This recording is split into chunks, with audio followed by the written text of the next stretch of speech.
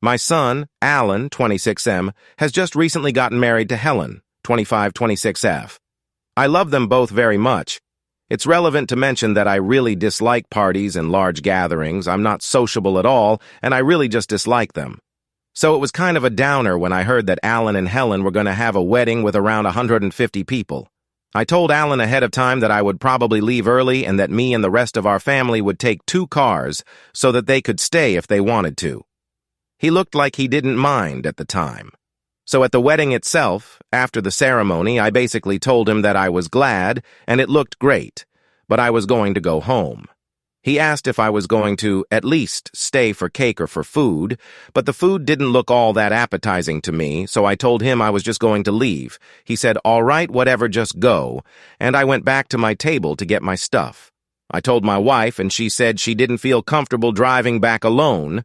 The venue was very far from us, and the roads there were not great.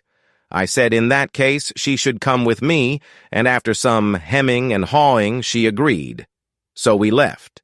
Then 2 days later, Alan's new wife bombarded me and my wife with messages that she was disgusted with us, saying horrible things about us and insulting us as people and as parents. Really just sickening. I told her off and asked why she thought it was okay to talk to her in-laws like that, and she said that us leaving ruined the wedding for Alan and that he was very upset for the rest of the night. She continued to berate us. I politely told her to leave us alone and called Alan, mainly to inform him that his wife had a temper that he should know about. When we talked about it, he basically started berating me too and said things like, "You always do this," and "just leave me alone," before hanging up. I feel like I'm justified since I told him ahead of time that I wasn't going to stay.